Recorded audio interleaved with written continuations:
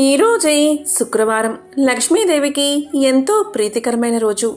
మరి ఈరోజు ఈ కథను వింటే చాలు జన్మల పాపాలు తొలగి కోటి జన్మల పుణ్యం వస్తుంది, సకల శుభాలు కలుగుతాయి. పూర్వకాలంలో పుండరీకుడు అనే పేరుగల ఒక బ్రాహ్మణుడు ఉండేవాడు. పుండరీకుడు సంపన్న కుటుంబంలో పుట్టినవాడు. ఉపనయనం సులక్షంగా అయిన తర్వాత యథావిధిగా బ్రహ్మచర్యాన్ని పాటిస్తూ సమర్థులైన ఉపాధ్యాయుల వద్ద వేదశాస్త్ర అధ్యయనం చేశాడు. చక్కని తెలివితేటలు ఉన్నవాడు. అచిర కాలంలో వేదాధ్యయనం శాస్త్రపాఠం ముగించుకుని వేద శాస్త్రాలలో అర్ధ నిర్ణయం చెయ్యగల విద్వాంసుడు ఇంటికి వచ్చాడు. తల్లిదండ్రులు విద్యావంతుడు యుక్త వయస్కుడు అయిన కొడుకును గృహస్థుణ్ణి చేద్దామని సంకల్పించి తమ అభిప్రాయాన్ని కొడుకుకు తెలియచేశారు. దానికి అతను తొందరపడకండి, చెప్తాను అని ఒక ఏకాంత ప్రదేశంలో కూర్చుని మానవ జీవితాన్ని విమర్శించుకున్నాడు. ఆ యువకుని దృష్టిలో సంసారం గచ్చ పొదలా తోచింది. తల్లిదండ్రులను అన్నదమ్ములను మిత్రులను అందర్నీ గడ్డి పోచలాగా విడిచిపెట్టి ఇల్లు వదిలి దేశ సంచారానికి ఉపక్రమించాడు. అక్కడా ఇక్కడ దొరికిన కాయా కసారు తింటూ కడుపు చిచ్చు చల్లార్చుకుంటూ నీటి బుడగ వంటి ఈ జీవితాన్ని ఎవడు నమ్మమన్నాడు? క్షణక్షణానికి మారిపోయే శరీర స్థితిని నమ్మి బతకడం మతిమాలిన పని అని పురాణం చెప్పిన ప్రకారం నేలపై గల తీర్థాలు సేవించాలని నిశ్చయించుకున్నాడు. గంగా, యమున, గోదావరి మొదలైన నదులలో మునిగి క్షేత్రాల్లో నివసించి ఆయా దేవతలను దర్శించి సాత్విక ఆహారం ఆరగిస్తూ అలా తిరిగి తిరిగి సాలగ్రామం అనే పుణ్యక్షేత్రానికి చేరాడు. అక్కడి భక్తులను పుణ్యజలాన్ని చూసి ముచ్చటపడ్డాడు. ఇది నా నిర్ణయానికి అనుగుణంగా ఉందని బస ఏర్పాటు చేసుకున్నాడు. తాను గురువుల వల్ల తెలుసుకున్న ప్రకారం ప్రాణాయామం మొదలుగా యోగ శాస్త్రం ఆచరణలో పెట్టి తీర్థస్నానం భగవద్ధ్యానం సకాలానికి చేస్తూ చాలా కాలం వెల్లించాడు. అలా ఉండగా ఒకనాడు నారద మహాముని అక్కడకు వీచ్చేశాడు. పుండరీకుడు నారదుడి దివ్య తేజస్సును మూర్తి సౌభాగ్యాన్ని చూసి ఆశ్చర్య ఆనందాలతో స్వాగతం చెప్పి తన పర్ణశాలికి సబహుమానంగా తోడ్చుకు వెళ్ళాడు. అర్ఘ్యపాద్యాదులు ఇచ్చి ఆసనం చూపాడు. అప్పుడు నారదుడు చిరునవ్వుతో ఆసనాసీనుడై మౌనంగా పుండరీకుణ్ణి పరిశీలనగా చూస్తున్నాడు. ఎందరూ సన్యాసులను జితేంద్రియులను ముళ్లను చూస్తున్నాను. ఎందరినో ఇంతకుముందు ఆయా క్షేత్రాల్లో చూసి ఉన్నాను. కానీ ఇలాంటి దివ్య తేజో విరాజామనుణ్ణి ఎప్పుడూ చూడలేదు. ఎవరై ఉంటాడు అని పుండరీకాక్షుడు అనుకుని, మహాత్మా, ఎవరు నీవు?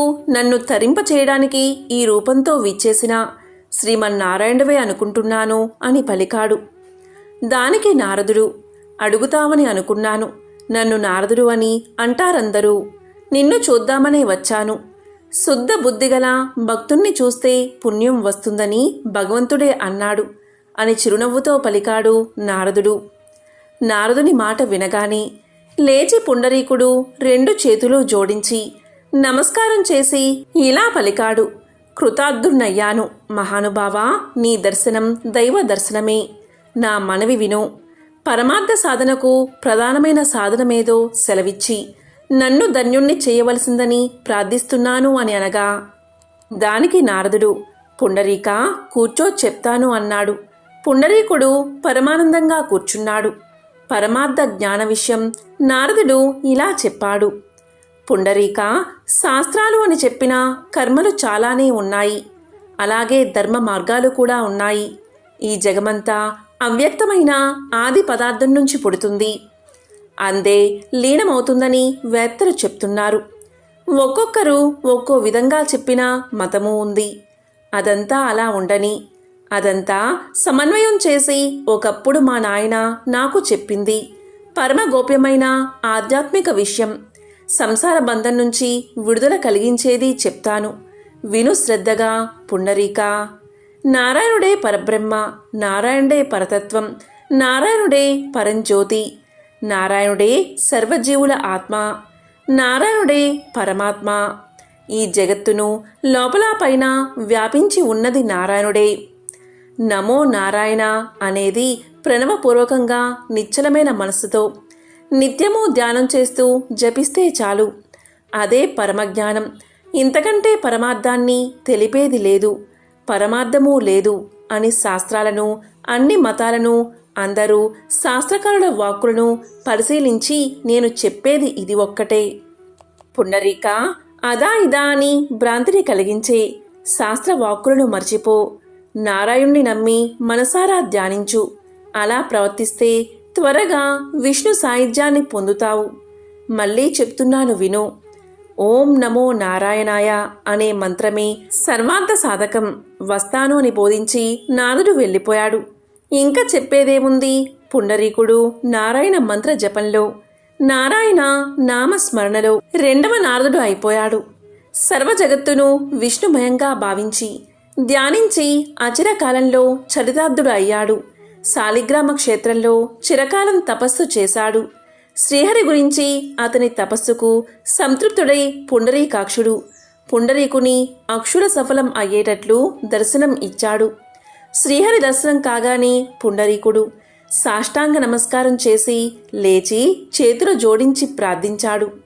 అప్పుడు శ్రీహరి, పుండరీక, కోరుకో వరమని అనగా పుండరీకుడు ఇలా అన్నాడు: ప్రభు, ఏమి కోరాలో నాకు తెలియదు, ఏమిచ్చినా సంతోషమే అన్నాడు. దానికి శ్రీహరి చిరునవ్వు నవ్వి, సరే రా, ఈ గరుడిని మూపిపై నా వెనుక కూర్చో, నాతో వైకుంఠానికి రా, నా రూపాన్ని ధరించి నిత్యము నా వెనుకే ఉంటూ నాతోనే ఉండు అని చెయ్యి పట్టుకుని వాహనం మీదకు తీసుకున్నాడు ఆ శ్రీహరి. ఆ సమయంలో దేవదుందుబులు మోగాయి. దేవతలు జయ శబ్దాలతో మందార కుసుమ వర్షాన్ని ఆనందంగా కురిపించారు. అలాంటి జగదానంద స్థితిలో జగదీశ్వరుడు పుండరీకాక్షుడు పుండరీకుణ్ణి తనతో సహా గరుడారూఢుణ్ణి చేసి వైకుంఠానికి తీసుకు వెళ్ళిపోయాడు అని చెప్పి సూతుడు భరద్వాజునితో అన్నాడు: మునీశ్వర, పరమార్థ సాధకం తెలిసిందా? దీన్ని మన్నం చేస్తూ జగదీశ్వరుడైన విష్ణువును నమ్మి కీర్తించడమే కలిమానవులకు మంచిది. ఇదే మోక్షప్రదం. బ్రతికి ఉన్నంతకాలం ఇలాలో సుఖాన్ని కలిగిస్తుంది అని సూత మహర్షి భరద్వాజునికి తెలియచేశాడు. ఎంతో పవిత్రమైన విశేషమైన ఈ కథను విన్నవారికి ఆ లక్ష్మీనారాయణల అనుగ్రహం తప్పనిసరిగా కలుగుతుంది. జీవితంలో సకల శుభాలు పొంది చివరికి మోక్షాన్ని పొందుతారు. పూర్వకాలంలో మధ్య దేశంలో నంది అనే గ్రామం ఉండేది. దానిలో నివసిస్తున్న బ్రాహ్మణుడు సద్గుహస్థుడు. వేదాలు శాస్త్రాలు వల్లించడమే కాదు, అవి చెప్పిన ధర్మాలను యథాశక్తిగా ఆచరణలో చూపుతున్న కర్మిష్టి, నిత్యాగ్నిహోత్రి. అతిథులను అభ్యాగతులను ఆదరిస్తూ వారిని నరసింహస్వామిగానే భక్తితో ఆరాధిస్తూ ఉండే జ్ఞాని. అతని పేరు కశ్యపుడు. అతని ఇల్లాలు అతనికి తగిన బుద్ధిమంతురాలు. ఇల్లాండ్రకు మేల్బంతిగా ఆ ఇంటిని చెప్పాలి. ఆచారానికి కుదురు. పతినే దైవంగా భావిస్తూ పతి శుశ్రూష తప్పక, ఏ పనిలోనూ సోమరతనం లేక పతి ఆజ్ఞకు కట్టుబడి ఈ ఇంటిని పాల సముద్రంగా చేసుకున్న గృహలక్ష్మి. ఆ ఇల్లాలి పేరే సావిత్రి. ఇక నంది గ్రామానికి ఆమడ దూరంలో ఒక చిన్న గ్రామం ఉంది. ఆ గ్రామంలో యజ్ఞశర్మ అనే బ్రాహ్మణుడు నివసిస్తూ ఉండేవాడు. బాగా చదువుకోకపోయినా పురోహిత వృత్తికి తగిన స్మార్త ప్రక్రియ చేయించడానికి తగినంత చదువు కలవాడు. ఆ ఇంట ఈ ఇంట పొరుగు ఊళ్ళల్లో నోములు వ్రతాలు చేయిస్తూ వాటితో వచ్చే బియ్యం పిండే తెచ్చి భార్యకి ఇస్తూ కాలాన్ని వెళ్ళిస్తున్నాడు. చెప్పవలసి వస్తే బీదవాడనే చెప్పాలి. అతని భార్య పేరు రోహిణి. ఆమె సర్వ శుభలక్షణాలు కల బుద్ధిమంతురాలు. ఏ దశలోనూ పతికి వ్యతిరేకంగా మాట్లాడి ఎరగని సాధ్వి. పతిసేవ గృహ జీవనానికి నావా అని త్రికరణ శుద్ధిగా నమ్మి అలాగే నడుస్తున్న ఇల్లాలు. ఆ దంపతులకు కలగక ఒక కొడుకు కలిగాడు. వానికి యజ్ఞశర్మ జాతకర్మ నామకరణం సక్రమంగా చేసి దేవశర్మ అనే పేరు పెట్టాడు. పిల్లవాడు చక్కగా పెరిగి 5 ఏళ్లు కాగానే, అక్షరాభ్యాసం 7 ఏళ్లు రాగానే ఉపనయనం చేశాడు. ఆకస్మికంగా యజ్ఞశర్మ కన్ను మూశాడు. కొడుకు తల్లి అనాథ జీవులు అయ్యారు. కొడుకు తల్లిని ఓదార్చి వారిని వీరిని దారిబత్తం యాచించి కాశీ, గయ, ప్రయాగ మొదలైన పుణ్యక్షేత్రాలకు వెళ్ళాడు. తండ్రికి యథావిధిగా పౌరలౌకిక క్రియాకాండ నిర్వర్తించాడు. అలాగే దేశాటనం చేసి నంది గ్రామానికి వచ్చి అక్కడ ఊరి బయట ఒక దేవాలయంలో ఉంటూ జపం తపం చేస్తూ ఉన్నాడు. అనుష్ఠానం అయ్యాక గ్రామంలోకి వెళ్ళి ఏ ఇల్లాలో ఆదరించి పెట్టిన భిక్షాన్నంతో ఆకలి తీర్చుకుంటూ కాలక్షేపం చేస్తున్నాడు. తదేక దీక్షగా జపతపాలు సాగిస్తున్నాడు. ఒకనాడు చెరువులో అతను స్నానం చేసి ఆలయం ఆవరణలో ఉన్న చెట్టు కింద కట్టుబట్ట ఆరవేసి జపానికి కూర్చున్నాడు. అంతలో ఆరని ఆ బట్ట మీద రెట్టలు పడ్డాయి. ఏమిటా అని పైకి చూశాడు. కొమ్మ మీద తెల్లని కొంగ, నల్లని కాకి. కోపంతో బెదురుగుడ్డుతూ చూశాడు. ఆ కోప దృష్టికి కొంగ, కాకి అక్కడికక్కడే చచ్చి టప్ టప్మని కింద పడిపోయాయి. బట్ట మీద రెట్టవేసినందుకు చచ్చాయి. చావని అని మొదట సంతోషించాడు. కాని క్షణకాలమయ్యాక అయ్యో నోరెరగని పక్షులు నా కోపాగ్నికి ఆహుతి అయిపోయాయే అని ఎంతో బాధపడ్డాడు. ఒక కర్ర తెచ్చి ఆ రెండిటిని దూరంగా పారేసి చెరువులో కట్టుబట్టను శుద్ధి చేసి స్నానం చేసి ఆలయానికి వచ్చాడు. దీంతో మిట్ట మధ్యాహ్నం అయిపోయింది. భిక్షాటనకి గ్రామానికి వెళ్ళాడు. సరాసరి కశ్యపుని ఇంటి ముందుకు వెళ్ళి భవతి భిక్షాందేహి అని కేకవేశాడు. అదే సమయంలో కశ్యపుడు ఊరి నుంచి ఇంటికి వచ్చి లోపలికి వెళ్ళాడు. ఇక సావిత్రి భిక్షకుని కేక విన్నదే కాని పతికి సేవ చేయక ఏ పని చెయ్యని ప్రతివ్రతారత్నం కదా, కనుక దేవశర్మకు ఆహారం పెట్టలేకపోయింది. పతికి స్నానం, భోజనం వగైరా అంతా సక్రమంగా జరిపి ఆయన పడుకున్నాక ఒక విస్తరిలో ఆహార పదార్థాలు తెచ్చి తీసుకోవడుగా అని ఆదరంగా అన్నది. నేను ఎప్పుడో వచ్చి అన్నం అడిగాను. ఇంతసేపు నీ వాకిట నిలబెట్టి ఇప్పుడు తెస్తావా అన్నం అని దేవశర్మ రోషంతో మండిపడుతూ ఆ ఇల్లాల్ని కాల్చేస్తాను చూడు అన్నట్లు చురచురా చూడసాగాడు. తాను గొప్ప తపశక్తి కలవాడని గర్వం. అమాయకురాలు సావిత్రి పరమ పతివ్రత. వాడి చూపులకు జంకక నేను కొంగను, కాకినీ కానయ్యా నీ కరుకు చూపులకు కాలి చావడానికి. తీసుకో భిక్ష తీసుకో అని చిన్న నవ్వు నవ్వి హేళనగా అన్నది. ఆ మాటకి దేవశర్మ గతుక్కుమన్నాడు. ఎక్కడో ఊరి బయట చెట్టు కింద జరిగిన విషయం ఇంట్లో ఉన్న ఈమెకి ఎలా తెలిసింది? ఈ పరోక్ష విషయజ్ఞానం ఈ ఆడదానికి ఎలా వచ్చింది? ఈ ప్రశ్నతో వాడి ఆకలి అణిగిపోయి ఆశ్చర్యం తల మునకలు అయినది. కిమ్మనకుండా ఆహార పదార్థాలు తీసుకున్నాడు. తల వంచుకుని తిన్నగా తన విడిదికి వచ్చాడు. ఆకులో ఆహార పదార్థాలు గుమ్మరించి అన్నీ కలిపి ఒకసారి ఆరగించాడు. సరి అయిన చైతన్యం లేదు. అలాగే చెయ్యి నోరు కడుక్కున్నాడు. ఎండ చల్లబడిన తర్వాత మళ్లీ కశ్యపుని ఇంటికి వచ్చాడు. అప్పటికి కశ్యపుడు నిద్రలేచి పొలం పనిమీద వెళ్ళిపోయాడు. సావిత్రి ప్రాచీన పురాణ కథ ఏదో చదువుకుంటూ తీరుబాటుగా కూర్చుంది. అమ్మా అనే కేక వినగాని తాటాకు పొత్తం పదిలంగా కింద పెట్టి మెల్లమెల్లగా కలహంసిలాగా అడుగులు వేస్తూ వీధి వసారాలోకి వచ్చింది సావిత్రి. ఎదుట చేతులు జోడించి నిల్చున్న బ్రహ్మచారి దేవశర్మ. ఏమి వచ్చావు వడుగా అని ఆదరంగా అడిగింది. అమ్మా, ఎక్కడో జరిగిన దానిని ఇంట్లో ఉన్న నీవు ఎలా చెప్పగలిగావు? ఆ శక్తి నీకు ఎలా వచ్చింది? అది అడగడానికే వచ్చానని బెదురుతూనే అడిగాడు ఆ బ్రహ్మచారి. అదా చెప్పనా, పతిని ఆరాధ్య దైవంగా భావించి సేవించడం భార్యాధర్మం. నేను ఆ ధర్మాన్ని ఏమరక నెరవేర్చుతూ ఉంటాను. దానివల్ల నాకు పరోక్ష విషజ్ఞానం కలిగింది. స్వధర్మం ఎంత కర్కశమైనా దాన్ని శ్రద్ధతో ఆచరించేవారికి అన్ని శక్తులు అలవడతాయి. దానిలో ఆశ్చర్యపడవలసింది ఏదీ లేదు. ఇక నీ విషయం.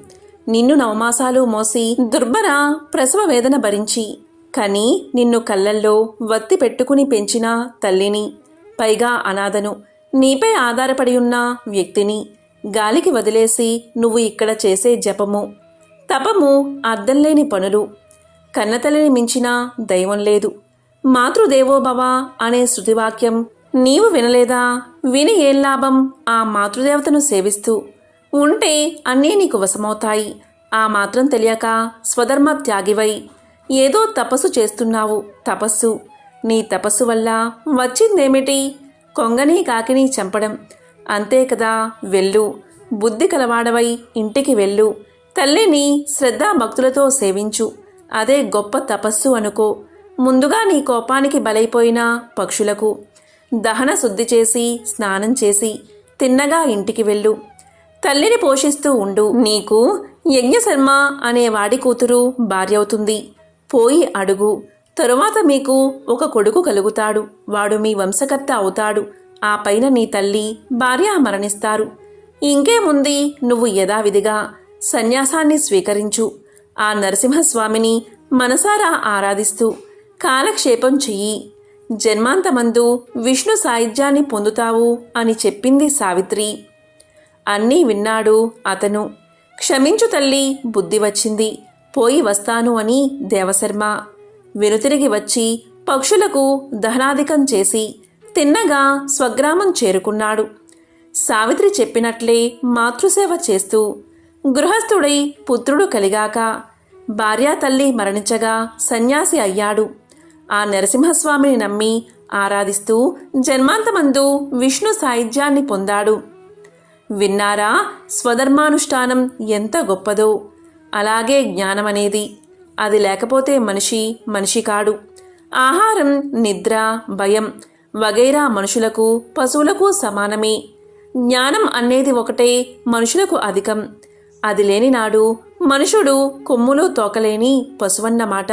సర్వశ్రేయస్సులను పొందించేది జ్ఞానం.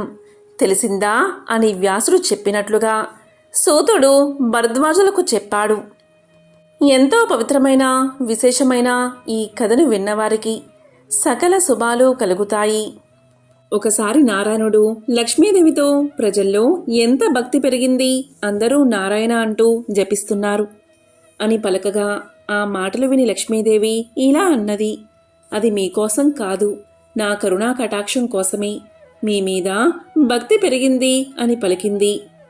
అయితే జనులంతా లక్ష్మీ లక్ష్మి అని ఎందుకు జపించడం లేదు అన్నాడు నారాయణుడు. అలా అయితే ఓ పరీక్ష పెడదాం భక్తులకు అంది లక్ష్మీదేవి. సరే అన్నాడు నారాయణుడు. అప్పుడు నారాయణుడు బ్రాహ్మణ రూపాన్ని ధరించి ఒక గ్రామంలోని గ్రామాధికారి ఇంటి తలుపు తట్టాడు. గ్రామాధికారి తలుపు తెరిచి, ఎవరు మీరు, ఎక్కడి నుంచి వచ్చారు అని అడుగుతాడు. దానికి అతను, నా పేరు లక్ష్మీపతి, మీ నగరంలో హరికథ చెప్పాలని అనుకుంటున్నాను అన్నాడు నారాయణుడు. దానికి గ్రామాధికారి, అలాగా, మహాభాగ్యం, మీరు మా ఇంట్లోనే ఉండండి అన్నాడు. మొదటి రోజు 10 మంది వచ్చారు. రెండవ రోజు, మూడవ రోజుల్లో మరింత పెరిగి కూర్చోవడానికి స్థలం లేక నిలబడి భక్తితో వింటూ ఉన్నారు. ఇక ప్రజల భక్తి చూసి శ్రీహరి సంతోషపడతాడు. లక్ష్మీదేవి వృద్ధురాలిగా మారి ఆ గ్రామానికి వచ్చి ఇంటికి తాళం వేసి హరికథకు వెళ్తున్న స్త్రీతో, అమ్మా, దాహంగా ఉంది, కొంచెం నీళ్లు ఇవ్వమ్మా అని పలకగా దానికి ఆమె, అమ్మా, నేను హరికథ వినేందుకు వెళ్తున్నాను అని సమాధానం చెప్పింది. దానికి ఈమె, నాకు కొన్ని నీరు ఇవ్వు, నీకు అమితమైన పుణ్యం లభిస్తుంది అని అడగ్గా లక్ష్మీదేవి అడిగితే కాదనలేని ఆ స్త్రీ తాళం తీసి ఇత్తడి చెంబుతో నీళ్లు ఇచ్చింది. ఇక లక్ష్మీదేవి నీరు తాగి ఆ చెంబు తిరిగి ఆ స్త్రీ చేతికి ఇవ్వగానే ఆ చెంబు బంగారు చెంబుగా మారిపోయింది. అది చూసిన ఆ స్త్రీ ఆశ్చర్యపోయి 2 చేతులు జోడించి, ఎంత మహిమగల తల్లివి, నీకు ఆకలి వేస్తుందేమో, ఉండు అన్నం పెడతాను అని పలుకుతుంది. దానికి లక్ష్మీదేవి, లేదమ్మా, నాకు ఆకలి లేదు అంటూ అక్కడి నుంచి వెళ్ళిపోయింది. ఆ స్త్రీ హరికథకు వచ్చి ఈ సంగతి ఆమె చుట్టుపక్కల ఆడవారికి చెప్తుంది. దాంతో స్త్రీలందరూ మధ్యలోనే లేచి వెళ్ళిపోతారు. మరుసటి రోజు నుంచి హరికథకు వచ్చేవారి సంఖ్య గణనీయంగా తగ్గిపోతుంది. దీంతో లక్ష్మీపతి భక్తుల సంఖ్య ఎందుకు తగ్గుతుంది అని అడిగాడు. ఎవరో ఒక మహిమగల తల్లి గ్రామానికి వచ్చింది. ఆమె ఎవరింటికైనా వెళ్ళి ఏ వస్తువుల్లో ఏమి తాగినా లేక తిన్నా ఆ వస్తువు బంగారంగా మారుతుంది అని పలికాడు గ్రామాధికారి. లక్ష్మీదేవి వచ్చిందని నారాయణుడికి అర్థమైంది. గ్రామాధికారి కూడా ఆ వృద్ధురాలి దగ్గరకు పోయి, అమ్మా, నేను హరికథ నిర్వహిస్తున్నాను, మీరు నా ఇంటిని ఎందుకు విడిచిపెట్టారు అని పలకగా, లక్ష్మీదేవి, మీ ఇంటికే నేను మొదట వచ్చాను. మీ ఇంట్లో హరికథ చెప్పేవారు ఉండడంతో నేను రాలేదు. అతను వెళ్ళిపోతే నేను వస్తాను అని పలికింది. దీంతో గ్రామాధికారి, అమ్మా, నేనిప్పుడే వారికి ధర్మశాలలో గది ఇస్తాను అంటాడు. ఆ రోజు హరికథ పూర్తయిన తర్వాత లక్ష్మీపతి తన ఇంటికి వచ్చిన వెంటనే గ్రామాధికారి ఇలా పలికారు, మహారాజా, ఇక మీరు ధర్మశాలలో ఉండండి, అక్కడ అన్ని ఏర్పాట్లు పూర్తయ్యాయి అని పలికాడు. ఇంతలో లక్ష్మీదేవి వచ్చి గ్రామాధికారితో ఇలా అంటుంది, నాయనా, మీరు బయటకు వెళ్ళండి, నేను వారితో మాట్లాడుతాను అంటుంది. అప్పుడు లక్ష్మీదేవి శ్రీహరితో ఇలా పలుకుతుంది, ప్రభూ, ఇప్పుడైనా ఒప్పుకుంటారా? భక్తులు మీకోసం కాదు, నా కోసం మీ నామం జపిస్తున్నారని అంటుంది లక్ష్మీదేవి. దానికి నారాయణుడు, అవును, ఇదంతా నీ ప్రభావమే, కానీ నీవు నా కోసం వైకుంఠం విడిచి వచ్చావు. ఎక్కడ నా కథలు చెబుతారో అక్కడే నీవు నివాసం ఉంటావు అని నారాయణుడు వైకుంఠానికి బయలుదేరాడు. ఆ తరువాత ప్రతి ఒక్కరూ తమ ఇళ్లలోకి ఈ తల్లి రావాలని కోరుకుంటారు. కానీ లక్ష్మీదేవి అందరితో ఇలా చెప్తుంది, నేను కూడా వెళ్తున్నా, నారాయణుడు ఎక్కడ ఉంటే అక్కడే నా నివాసం. మీరు నారాయణుణ్ణి పంపించారు, అందుకే నేను కూడా ఆయన దగ్గరకు వెళ్ళిపోతున్నాను అని వైకుంఠం చేరుకుంది లక్ష్మీదేవి. ఎంతో పవిత్రమైన విశేషమైన ఈ కథలను విన్నా, చదివినా, చెప్పినా, వినిపించినా జన్మల పాపాలు తొలగి కోటి జన్మల పుణ్యం వస్తుంది, సకల శుభాలు కలుగుతాయి. ఓం శ్రీ మహాలక్ష్మియే నమః. ఓం శ్రీ మాత్రే నమః.